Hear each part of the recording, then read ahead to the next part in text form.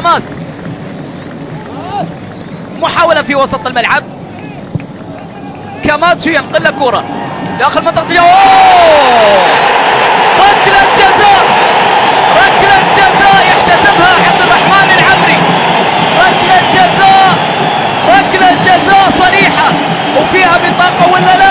اوه، الشرارة الأولى في المباراة بدت، الشرارة الأولى في جدة بدت.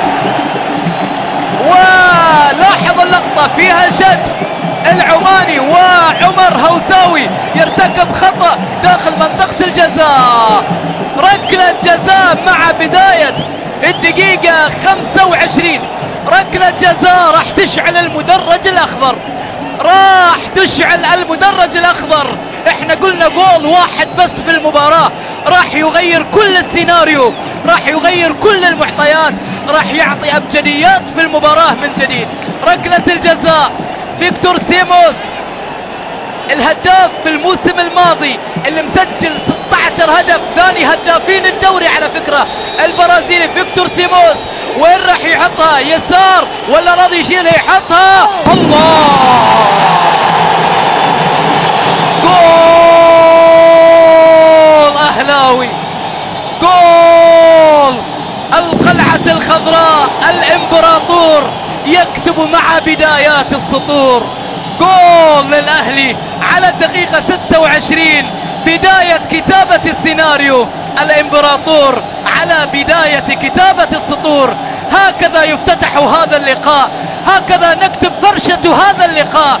الأهلي يبدع من خلال ركلة الجزاء الأولى، وبالتالي هدف يأتي لمصلحة المباراة تحديدا، لمصلحة المباراة. راح والله معاها راضي، راح راضي، لكنها كانت أسرع، لكنها كانت الحقيقة واضحة من خلال اللي فيكتور سيطر على كورته، حضر على كورته، منقولة أهلاوية. الأهلي الآن يلعب بشكل أفضل. الله الله الله الله، أوه، ركلة جزاء ثانية، ركلة جزاء ثانية للنادي الأهلي. إيش اللي يصير الآن في أرضية الملعب؟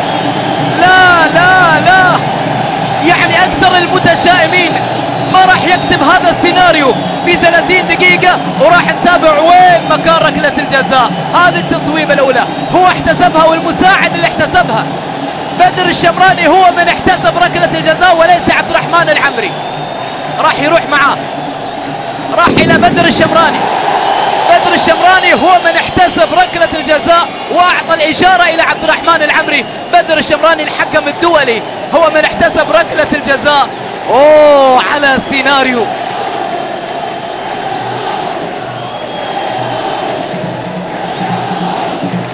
هذه الإعادة الآن لك، الآن شايف اللقطة اللي شافها بدر الشمراني هنا عن فيكتور سيموس، اللاعب اللي كان معاه احتكاك، لكن أيضا كانت الكرة بعيدة. القانون لا يقول لك يحتسبها، وبالتالي عنتر يحيى هو من احتك معاه في اللقطة الأخيرة. حسين عبد الغني سعد الحارثي في حوار، وبالتالي راح تصعب المسألة للهداف فيكتور سيموس اللي سجل من نقطة الجزاء، ويرجع مرة ثانية عبد الرحمن العمري.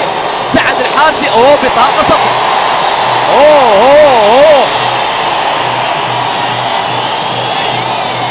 المباراة لا زالت في بدايتها، تحتاج شوي إلى هدوء الأعصاب. والله أي أعصاب الجماهير النصراوية ما كانت تتوقع هذا السيناريو. راضي في المرمى مرة ثانية، كلكت مرة ثانية. فيكتور سيموس على الدقيقة 34 بعد 10 دقائق أو أكثر شوي من الجول اللي سجله من نقطة الجزاء. وفيكتور سيموس راح يدور على الزاوية الثانية، راح يدور على الزاوية الثانية، ولا راضي يكون عنده كلام ثاني. عاد راضي مواقفه حاسمة مع النصر. ركلة الجزاء الثانية هالمرة وين تروح؟ يسار يمين، وين تروح فيكتور؟ الله،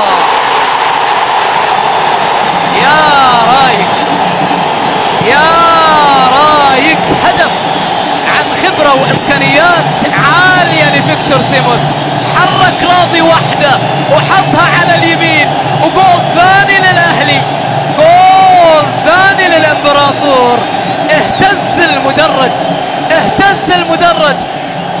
الأقوال عندما يكون اللاعب على ثقته العالية، على ثقته الكبيرة، بكل راحة بكل هدوء. فيكتور سيمونز على حركاته الجميلة وعلى أناقته، وبالتالي طارق كيال يقول معاه التحية الكاملة. وبالتالي المدرب كارولين يبتسم شوي